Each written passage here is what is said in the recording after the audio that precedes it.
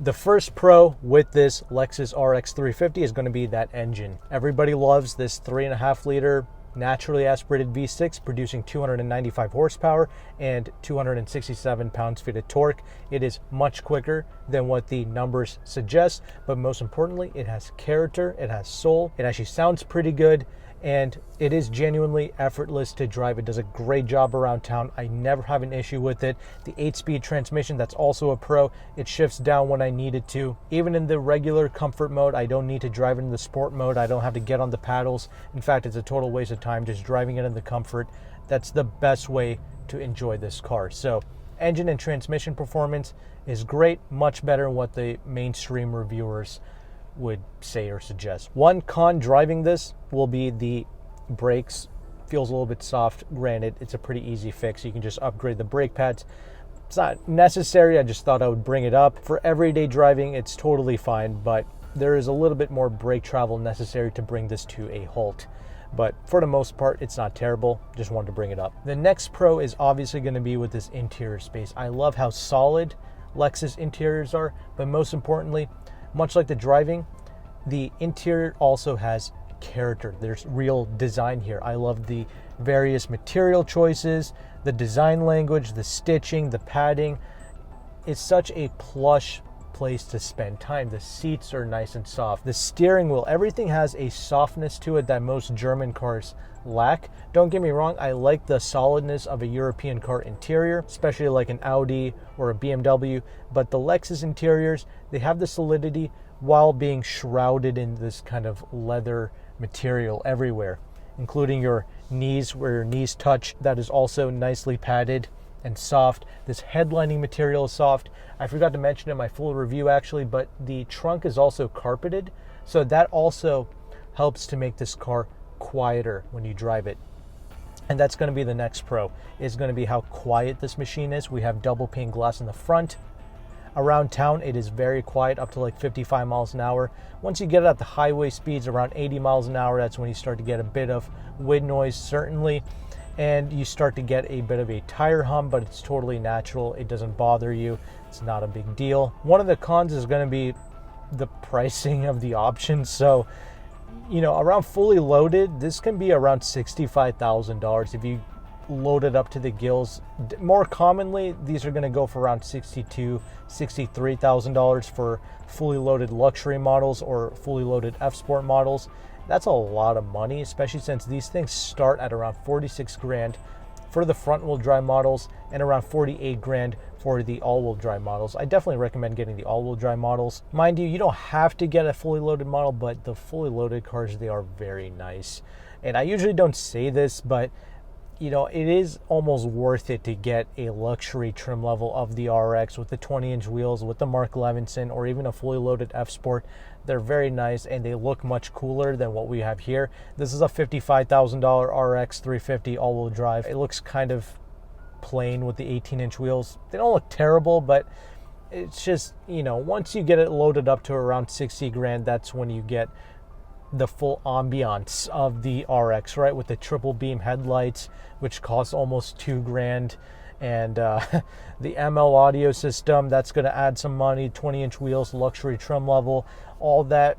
Yeah, it's very expensive packages. Other pros is going to be with the handling of it. You'd be surprised, but this RX handles great, and that's one of the biggest upgrades for the 2020 models and up. They have pretty much stiffened up the suspension. They have actually hollowed out the front and rear sway bars to lighten them up, and they upgraded the bushings, made the suspension stiffer like I already stated.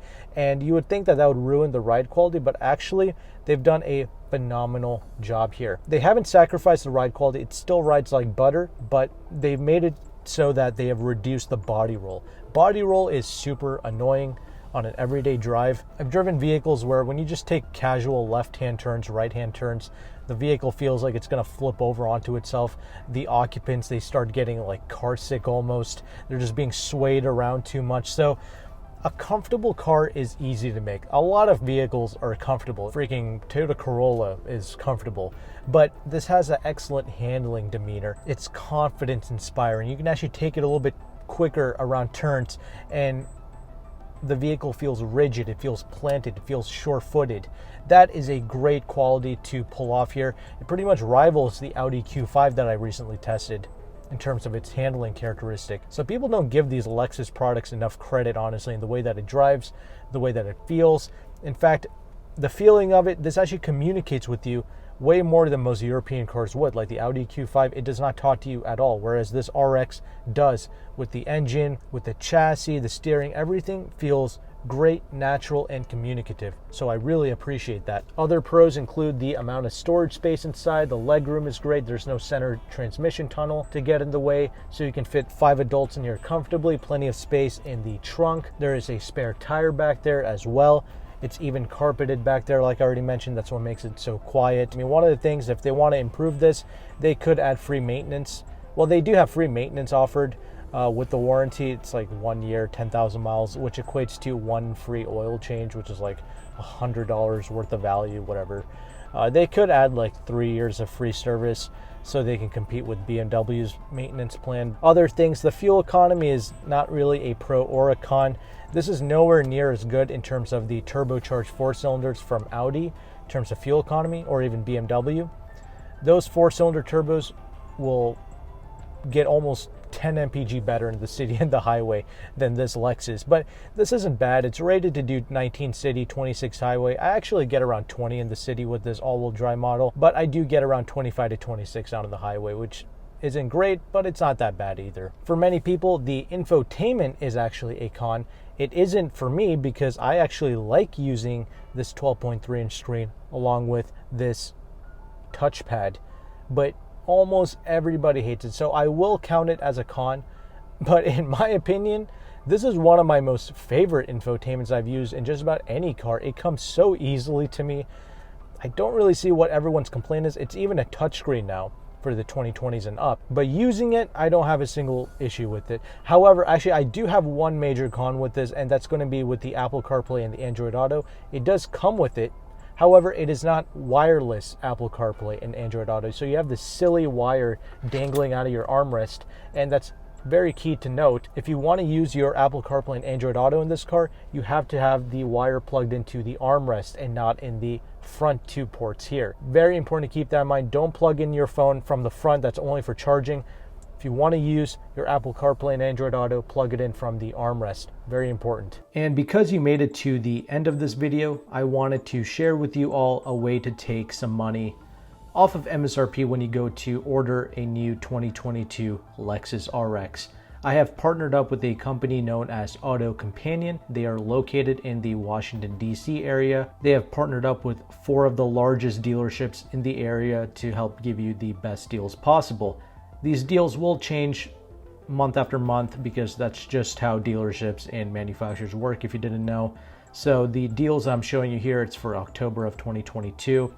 You can get between 7 to 8% off MSRP on a RX 350, the regular model, but if you wanted a RX 450h hybrid, you can only take between 2 to 3% off MSRP on those. So I don't really recommend going with the hybrid model because the MPG benefits aren't really that much greater than the regular RX 350.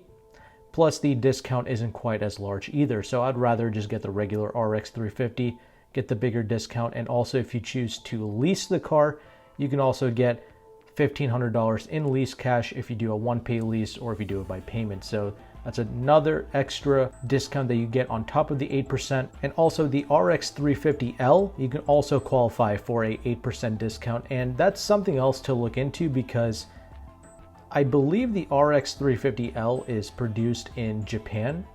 So if you want a made in Japan RX, I think the L might be something to look into because the regular RXs are made in Ontario, Canada.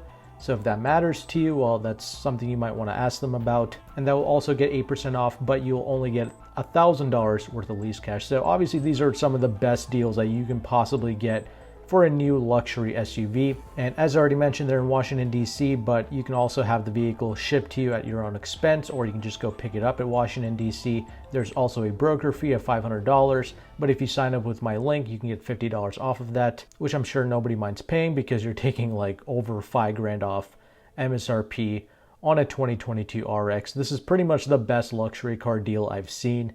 So if you want to take advantage of it and you want the last V6 powered RX, all the information will be in the description box below. Thank you again for watching. Take care and goodbye.